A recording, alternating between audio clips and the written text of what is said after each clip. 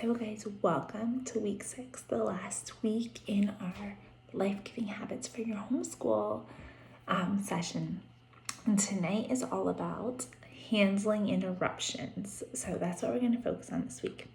So just, scenario for you. How many of you have ever finally worked so hard, you've gotten everyone settled, your supplies are ready, you have the toddler doing something, the baby's down for a nap, and then boom, interruption. Maybe it's your husband walking in just trying to say hello. He's being sweet, wanting to see what you're doing, but it interrupts the whole thing. Or your 5-year-old decides that's the moment that they remembered they wanted to sing you a song and they burst into song. Or your toddler is no longer interested in what they're doing and they climb on the table with something on their hand saying, I poop. Just me? So there's those kinds of interruptions to your school day, but then there's also other interruptions in our life. Like you're just sitting there trying to meal plan, but people are just asking you for a snack. And you're like, I don't know what you're gonna eat. I need to figure out what we're gonna eat. That's why I'm meal planning right now. Or you're trying to finish a text really quick. It just needed a simple answer, but you had to look at your calendar to respond to the text. And then in that moment, people decide to break out in a wrestling match and punch each other in the face in the living room. You just had to send a 2-minute text, not even. Or then you're just finally sitting down. You're hoping to just get a couple minutes to tune out and scroll on your phone, and then the baby wakes up from nap. All those interruptions, they happen in our day. And then, all day long, I'm sure your house is like my house. Mom, come here. Mom, I want to show you this. Mom, look at this. You just, all day. Life is so full of interruptions. And very honestly, this is something I struggle with a lot because my personality type is very checklist oriented. It's not a good day till we get things done. Every day starts at 0 and we gotta just get things done. That is my personality. And so when my plans get interrupted, I have a really hard time with this. I'm doing a lot better now because of coaching, but it used to be a really big deal. It would send my attitude just in a total spiral because here, honestly guys, my first thought would be I have worked so hard to set this up. So I would get frustrated. I'll get tense. I'll start feeling rushed. And then that usually leads to harsh words, which stirs up more anger. Or the kids notice I'm being a little impatient. And we're just trying to plow through things. Okay, let's just hurry up and get this done. Get this done. No, now no one wants to do school. Everyone's disconnected. We're discouraged.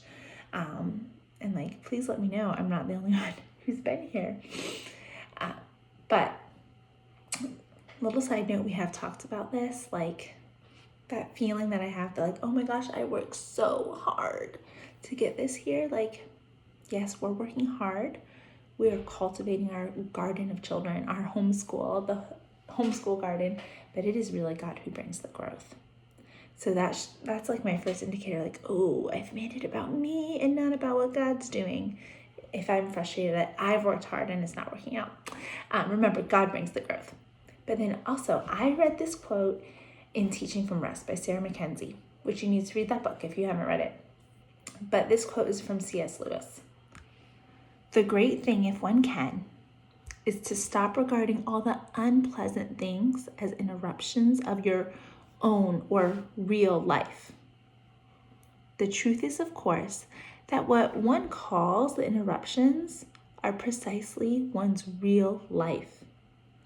The life God is sending one day by day.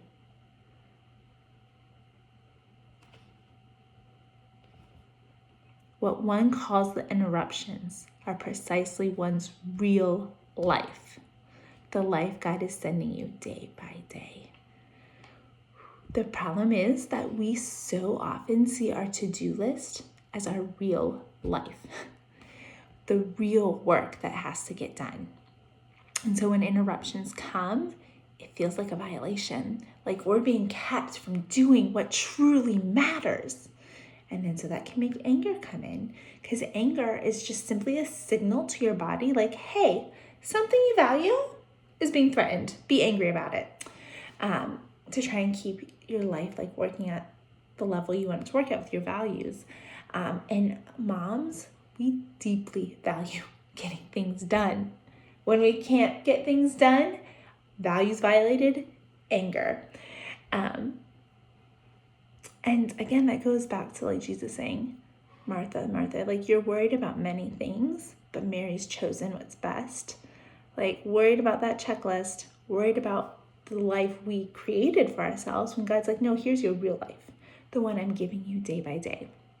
So when we're interrupted, it's like our need for productivity in order is being taken from us, and they're doing it on purpose.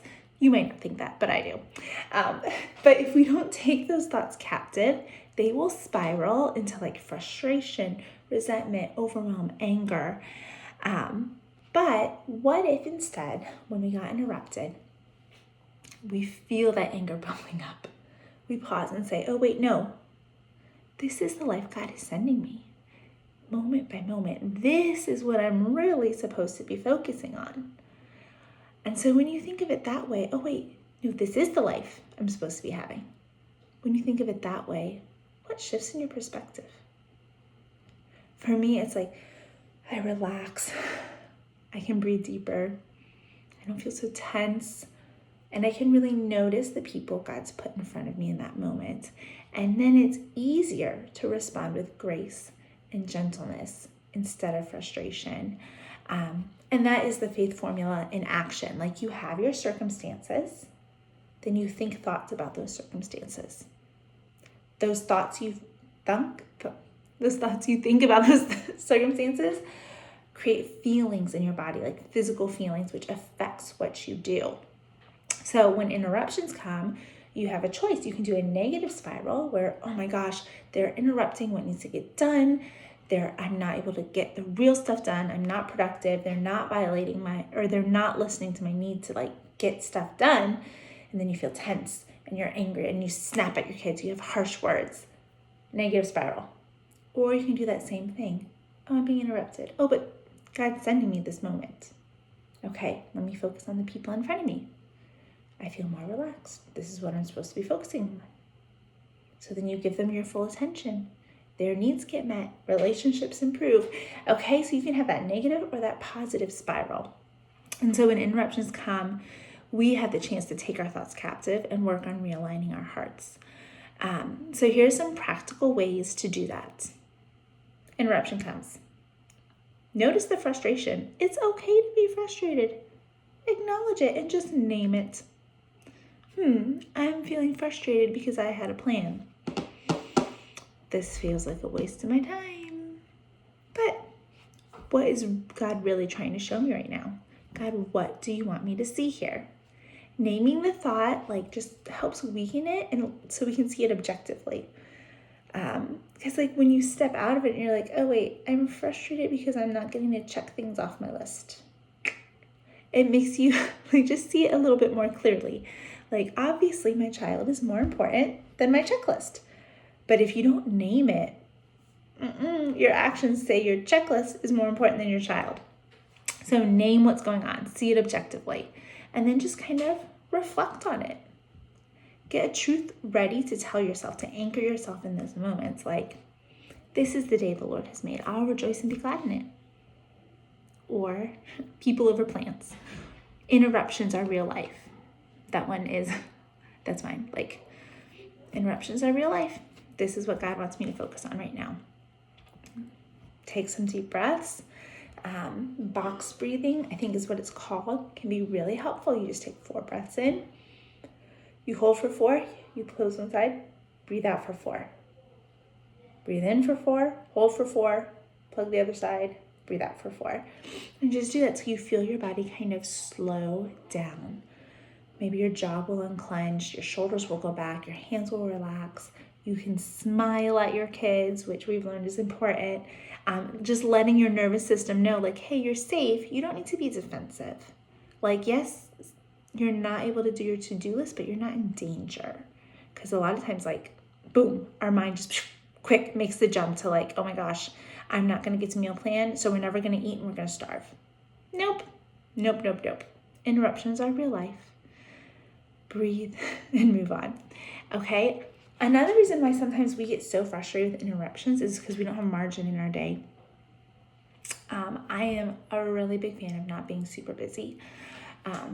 Because we can resent interruptions because we don't have time in our day for it. We've scheduled so much in our day that there are no time for interruptions.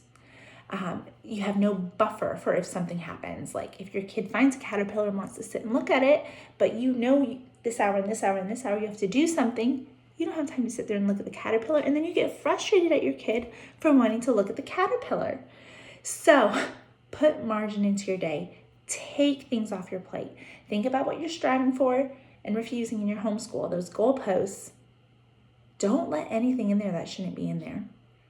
Okay? Yes, that extracurricular activity might be really great for your kid, but if it doesn't fit within the boundaries you and God already decided, it's taking away your margin, your ability to just slow down and be present. Because if you have no time, interruptions can feel like a crisis. Like, oh no, I have to do this right away. I have to fix it right now.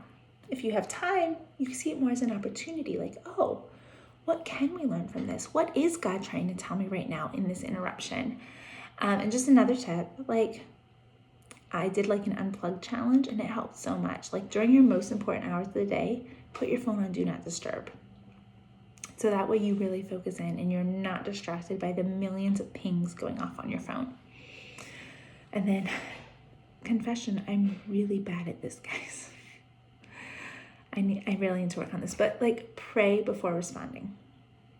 Just, God, help me respond the right way. God, help me have a gentle answer to turn anger away. So that way you're not reacting in your flesh, but your spirit, because you will be amazed when you do that, how much easier it is to handle that interruption and how you can acknowledge that person who's in front of you. Okay, so think about which one of those strategies seems the easiest for you to start using today. And if you're really struggling with taking thoughts captive and you find yourself reacting more negatively to things than you would like, this is where one-on-one coaching can really, really help. Because when you one-on-one coach, you take those circumstances, those stressful circumstances, and you kind of like uncover the hidden negative thoughts and beliefs related to those circumstances, because the situation is just the situation, but we add all this extra drama to it like we do with interruptions. So that way it seems like this really big thing, but then when you coach on it and you kind of take it all away and you see just the core thing you're left behind, then you can work on that and you can renew your mind with truth and life-giving thoughts from God's word. Because I will tell you, coaching has transformed a relationship with one of my really difficult kids. It's helped me step out in faith in really big ways. And it just gives me clarity for stressful situations so I'm not overwhelmed all the time. And so I would love to help you get that same transformation in your life. So if that is something that interests you, we can set up a free consultation and kind of show you what that looks like so that you can have peace in your daily life. But either way, just these 6 weeks, we have covered so much and you have done so much work on habits that breathe life into your homeschool. You have done amazing, and just thank you for joining us. My whole goal with this is that you're going to feel confident and equipped in your homeschool, and that you will be full of peace in the midst of your homeschool. And so the goal of these habits is to fill you with peace and confidence as you are trusting in the Lord, you're doing what He's calling you to do, and like you're fixing your mind on the life God is giving you and like being thankful for that. So I will put some reflection questions in the document, and otherwise I would love to hear from you and what stuck out to you from this week's topic.